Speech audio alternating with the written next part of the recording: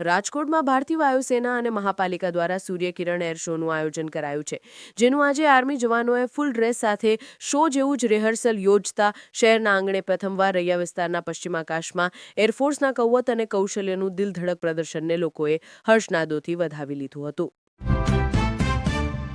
માંગરોળમાં ખાતર માટે ખેડૂતોએ સવારથી સાંજ સુધી કતારમાં ઊભા રહી હેરાન થવું પડી રહ્યું છે. જે બોરી મળે છે તેમાં 3 જાતનું ખાતર હોવાથી ખેડૂતોએ ભેળસેળ હોવાનો આક્ષેપ કરી આ મામલે નિરાકરણ કરવામાં આવે એવી માંગ સાથે તંત્રને રજૂઆત કરી છે. ધોલેરા તાલુકાના ગોગલા ગામના યુવકને સગીરાનું અપહરણ અને બળાત્કાર ગુજારવાના ગુનામાં પોક્સો કોર્ટે 20 વર્ષની સખત કેદની સજા અને ₹14,000નો દંડ પણ ફટકાર્યો છે. કોર્ટના ચુકાદા બાદ આરોપીને અમદાવાદની સાબરમતી મધ્યસ્થી જેલમાં મોકલી દેવાયો હતો. ધોલેરાના સરસલા ગામ રહેતા યુવાને યુવતી સાથે કોર્ટ મેરેજ કરી લીધેલા હોવાની દાજ રાખી યુવતીના પિતા ભાઈ સહિત 6 શખ્સે કાર અને બાઇક પર ધસી આવી યુવતીને બળજબરીપૂર્વક કારમાં બેસાડી લઈ જઈ યુવાનના પરિવારને ગાળો આપી લાફા ઝીંકી ધમકી આપી હતી. બોટાદમાં પોલીસે નશીલી હાલતમાં શખ્સને ઝડપી પાડ્યો હતો. આ શખ્સને છોડાવવા મહિલા સહિત 12 જેટલા લોકોના ટોળાએ પોલીસ વાહન પર પથ્થરમારો કરી પોલીસ કોન્સ્ટેબલને ઢીકા પત્તુનો માર મારી ફરજમાં રૂકાવટ કરી પોલીસ મથકનો ઘેરાવ કર્યો હતો. 273 વૃક્ષો પૈકી Naroda Patiya 4 lane flyover bridge બનાવવા સૌથી વધુ 142 વૃક્ષો જડમૂળથી કાપી નાખવામાં આવશે. આ પૈકી કેટલાક વૃક્ષો કપાવવાની શરૂઆત પણ કરી દેવામાં આવી છે. અમદાવાદના જમાલપુરમાં વાસ્તુ પ્રસંગે ગાજરનો હલવો ખાધા પછી 34 લોકોને ફૂડ પોઈઝનિંગ. દર્શક મિત્રો, આગળના સમાચાર પહેલા એક વિનંતી છે. જો હજી તમે અમારી ચેનલ વિશ્વદર્શન સબસ્ક્રાઇબ નથી કરી તો એકવાર કરી લેવા નમ્ર વિનંતી. ભુજના ખુકમા ગામ નજીક બોરમાં પડી જતા યુવકનું મોત નીપજ્યું છે. શ્રમિકે પારિવારિક ઝઘડા બાદ જમીનથી 3 ફૂટ ઊંચા બોરમાં કૂદકો મારી હોવાની આશંકા વ્યક્ત કરવામાં આવતી હતી. મોડી રાત્રે 3:30 વાગ્યા સુધી ભારે જહેમત બાદ યુવકનો મૃતદેહ બહાર કાઢવામાં આવ્યો છે. ધોળકાના વેજલકા ગામ નજીક માર્ગ અકસ્માતમાં બાઇક પર સવાર પરિવારના 1 વર્ષના બાળકનું ઘટના સ્થળે જ મોત નીપજ્યું હતું, જ્યારે પરિવારના અન્ય 4 સભ્યો ઘાયલ થયા હતા.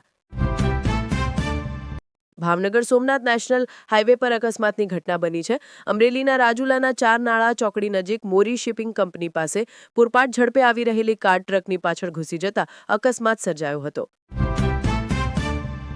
અમદાવાદ શહેરના વિવેકાનંદ નગર પોલીસ સ્ટેશનની હદમાં આવેલા બડોદા ગામની સીમમાં આવેલા એક ફાર્મ હાઉસના સ્થાનિક પોલીસે દરોડો પાડીને ₹37 લાખનો વિદેશી દારૂ ભરેલી ટ્રક ઝડપી લીધી હતી.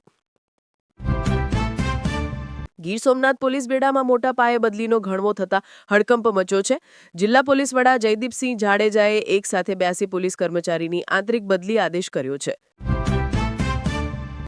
કોટડા પોલીસ સ્ટેશનની સર્વેલન્સ ટીમ બાતમીના આધારે 7 જેટલા ગૌ તસ્કરોને ઝડપી પાડવામાં આવ્યા છે.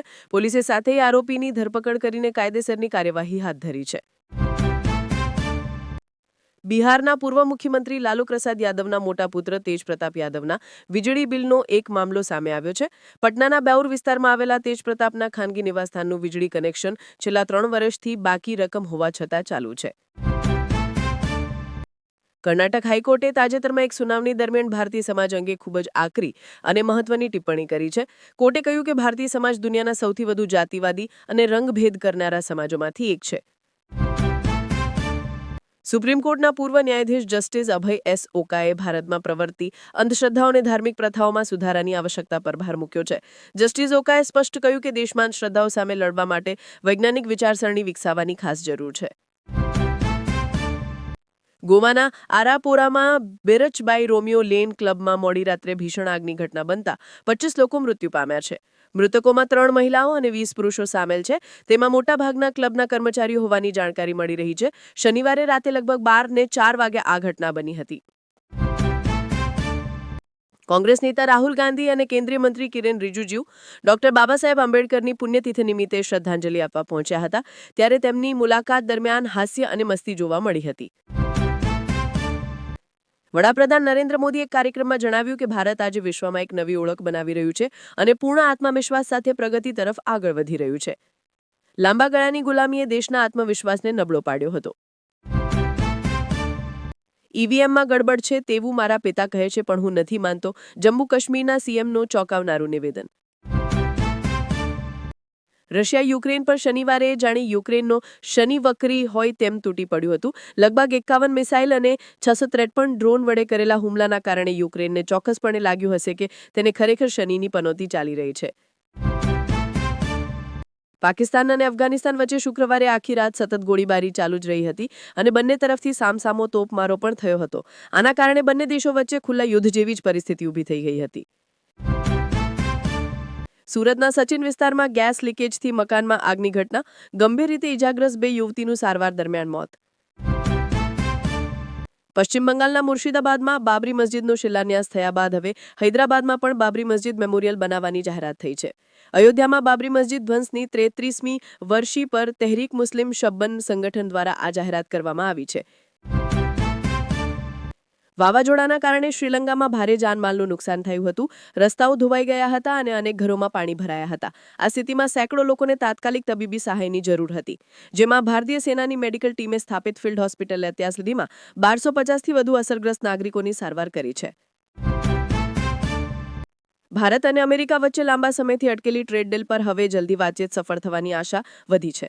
છેલ્લા કેટલાક સમયથી બંને તરફથી મળેલા સકારાત્મક સંકેતો બાદ હવે એક મહત્વપૂર્ણ ઘટનાક્રમ સામે આવ્યો છે.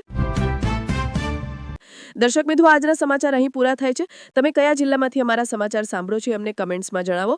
દરરોજ સમાચાર સાંભળવા અમારી ચેનલ વિશ્વદર્શનને લાઇક કરો, શેર કરો અને સબસ્ક્રાઇબ જરૂર કરજો. મળીએ કાલે નવા સમાચાર સાથે.